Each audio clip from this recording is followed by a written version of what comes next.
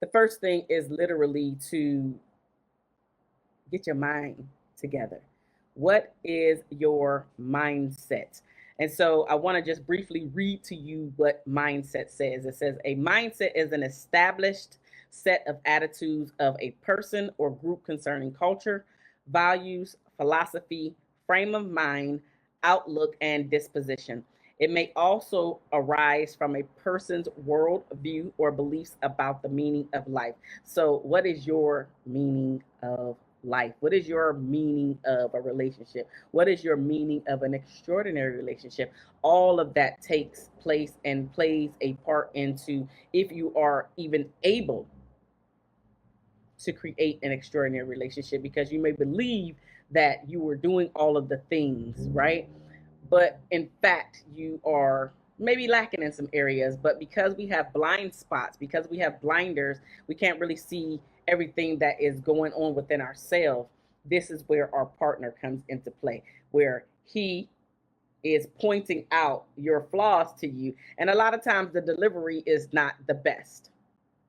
The delivery is not the best. And so, because the delivery is not the best, we have a tendency to not take the information with grace or not taking the information at all, because I am pretty perfect, right?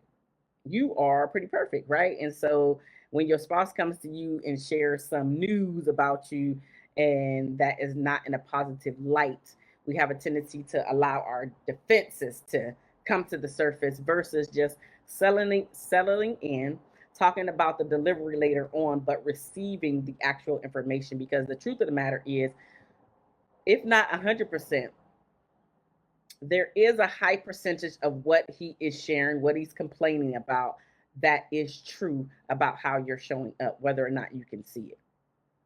So being able to hear what he is saying to you,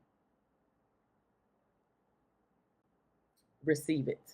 Receive it, but also believe it, because there are things that we just need to understand that we are not going to have it correctly. We're not doing it right for whatever reason, one reason or another. We're not doing the thing right. So the first thing, you must check your mindset. What are your worldviews around relationships, around marriage? What is your spouse or partner's worldviews around relationships and around marriage? And based off of what's coming to the surface, then you can have intelligent conversation with yourself first, and then also the conversation with your spouse, so you can say, okay, I did believe this about relationships, but based off of our conversation and how we want to cultivate this relationship together, excuse me, then we can go down this road. So the first thing is checking your mindset about relationships, checking your mindset about marriage, checking your mindset even about your spouse or partner, and realizing that what they're bringing to the table, the issues or problems that they have stated, does have some truth to it. Again, the delivery may suck, but the actual words that they're speaking about said thing is pretty correct, at least some of the time. Maybe not all the time, but some of the time. The second thing, in order to create an extraordinary relationship, is to shift your perspective. Shift the way you view things, shift the way that you view life, shift the way that you view your spouse, shift the way that you view how they're showing up, and be able to accept the fact that your way is not the only way. Getting the thing done is not only about getting it done your way, as long as it's done. As long as it's done. And so I want to read to you perspective and what that actually means. Come on, you can do it. And while I'm waiting for this to load up, I don't know why everything is moving so slow on my end today, but um, being able to really show up and accept exactly what is being said to you, but also in a way where, like I said, you can kind of go away and you can think about what was told to you, what was brought to your attention, and say, okay, it may not be the way that I viewed it, right? I remember when I was helping one of my clients and she was kind of going through an issue in her relationship, and it doesn't even matter what the thing was, but basically she needed to shift the way that she was looking at the situation that was going down in her life and in her relationship, because she thought it was one way. And when she really sat back and started to reflect on what he was saying, it wasn't what she was believing in at all, because they had a thorough conversation about it, but she wasn't willing to accept the information. So, perspective. The first one is the art of drawing solid objects on a two. Okay, so now we're not going to do that. It's a particular attitude toward or way of regarding something. It's a point of view, right? So, changing, shifting your point of view. And this is exactly what I help my clients to do, is to shift their point of view of what they are, and what they are focusing on, as well as how they are focusing on this thing in their life, in their relationship. So shifting their thought process on how their spouse brought the information toward them, shifting their thought process or viewpoint on the delivery of the information, shifting their thought process about the actual situation itself, being able to take themselves out of their own shoes, put themselves in their spouse's shoes, and be able to view, have a different viewpoint, a different perspective based off of how your spouse is bringing said information to you. And so she was able to do that. She was able to see that what he was saying, again, delivery wasn't the best, but even though his delivery wasn't the best, he actually did have some points. And so when you're able to reflect and sit back and see things from a different perspective, now you can say, okay, everything that I was thinking, it may not be wrong, but all of it is not right. So when I'm able to sit back and say, I did not like the way that felt when you spoke to me in that way. But because he spoke to me in that way, what is it that was really going on with him in that moment? Like, was my timing good? Because sometimes we want to say stuff and the timing is just completely off. Like, just because you want to say it doesn't mean that you need to say it in that moment. You want to make sure that the both of you are able and open to receive said conversation, said information. So was the timing off? Was your delivery just as horrible as you feel his delivery is? So we have timing, we have the delivery, we have the message itself, we have the body language to pay attention to. So it's a lot of things. Is there a way that, in the things that you have control over, right? The things that you have control over, how could you have handled said situation differently, better, right? Because you have taken the time out, because you have jotted down some notes to figure out what you want to say before going toward the conversation and saying anything at all, right? So there's a lot of things that we have control over that we feel that it's always our partner's fault, and we always have a tendency to blame. Now, is this everybody? Absolutely not. I know that I use those definitive terms always. However, comma is usually just about never always. They may do it the majority of the time, but it's usually not always, right? So just being able to differentiate what is actually happening. So shifting your mindset is the first thing in order to create an extraordinary relationship. The second thing is shifting your perspective.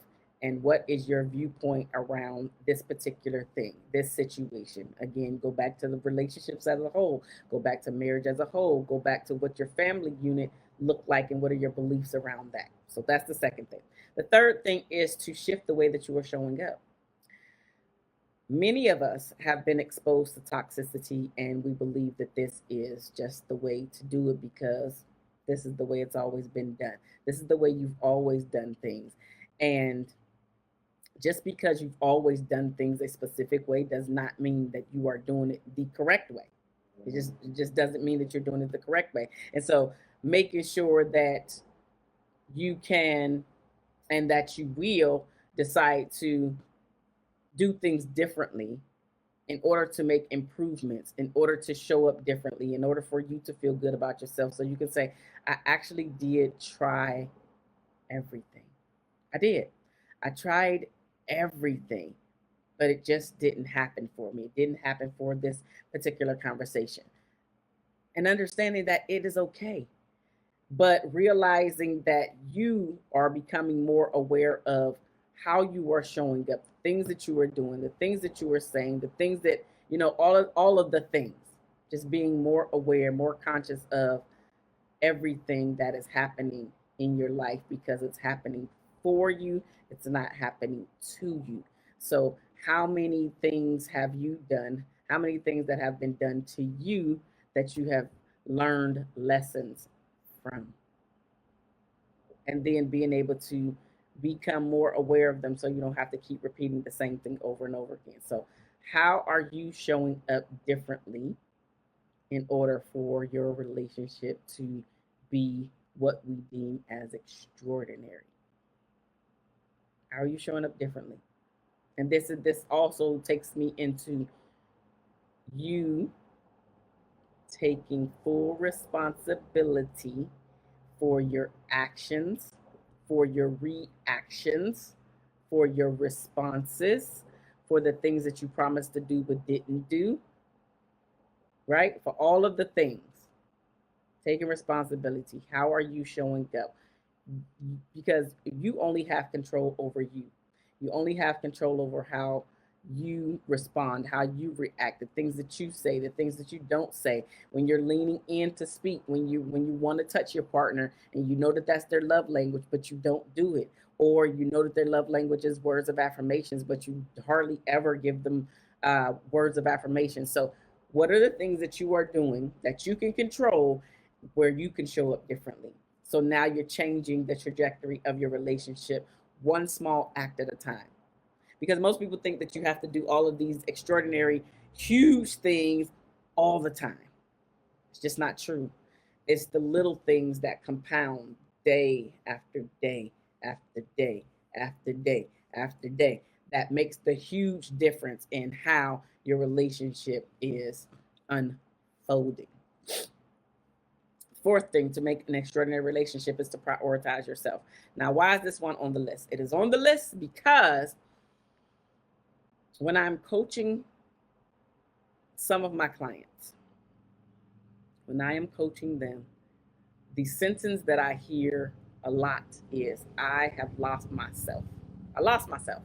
During the course of this relationship, I no longer know who I am. I no longer know what I like. I no longer have an idea of me, of my unique individuality in this relationship.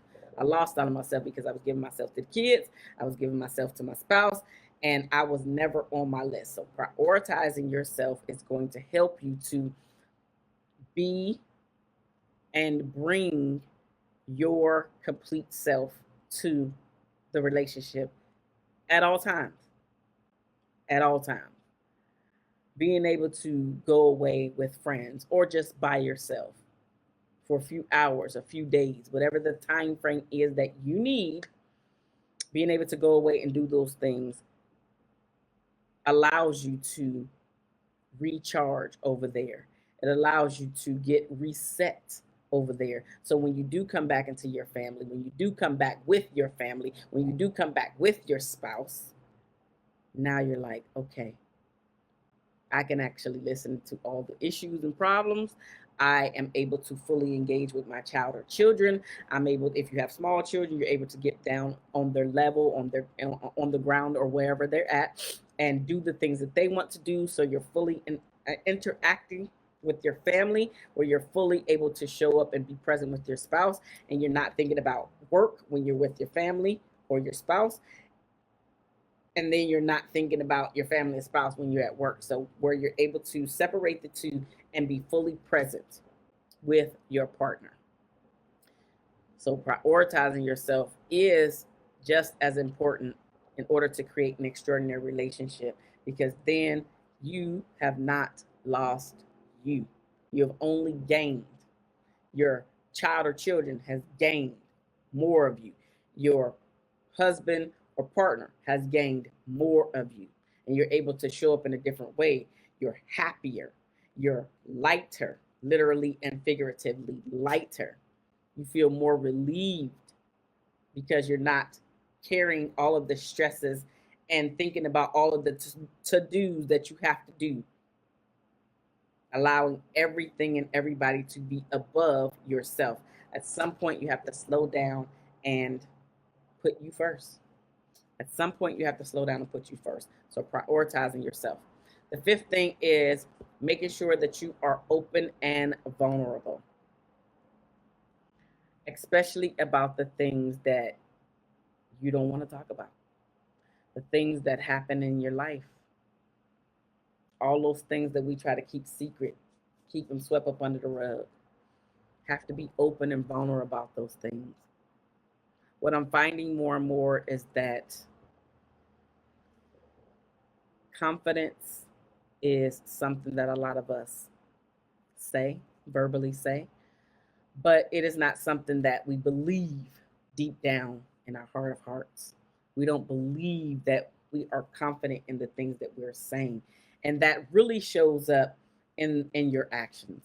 So even though you're saying how confident you are, you're asking for all of the things, X, Y, and Z, but when there is,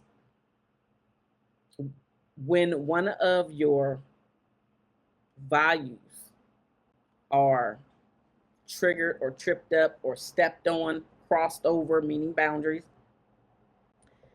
instead of you actually speaking up about that thing and then enforcing whatever the consequence was, because it's not so much that you can't speak up about it. You try to set your boundaries. Kudos, because that's a part of it. But the second part is enforcing what you actually said. And this is where the confidence and you knowing your worth comes into play. Because we are teaching people how to treat us each and every day, including, but not limited to, our spouses, our partners. We're teaching them how to treat us based off of when I say that I'm going to do something, as far as if you do this, this is the consequence for doing this. And then he does this, but your consequence seemingly fades away, never mentioned again, because we have this fear, the fear of losing the partner, the fear of the unknown, the fear of what's coming next, the fear of starting over, the fear of I'm getting older, the fear of I thought I was going to have kids, the fear of I'm never going to get married, the fear of, like, we have a whole bunch of fears, a whole bunch of unknowns that come into play, which is why we stop enforcing the boundary. But what you don't realize when you stop enforcing the boundary is you are saying that it is okay for you to be treated in such a manner, even though verbally you said it's not okay. But because you're willing to continue to accept the actions, you are saying it is okay.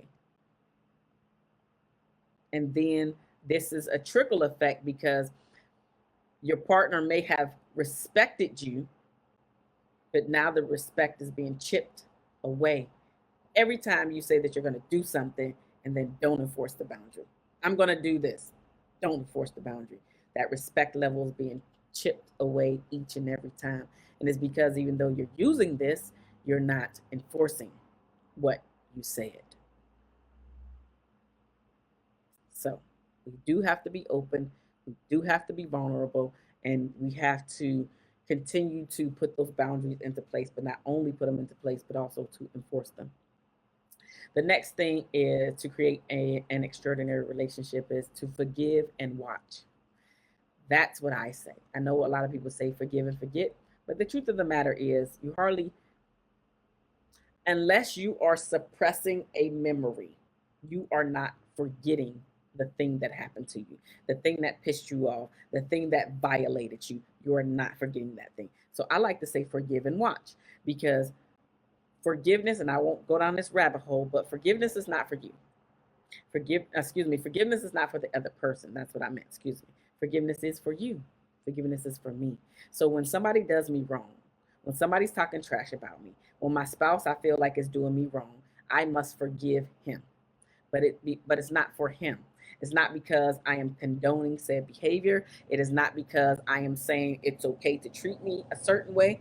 I have to forgive him whether he apologizes or not, for my sanity, for my mental health, for me to be able to move forward in life, for my happiness. and you have to do the same thing. It has nothing to do with him per se.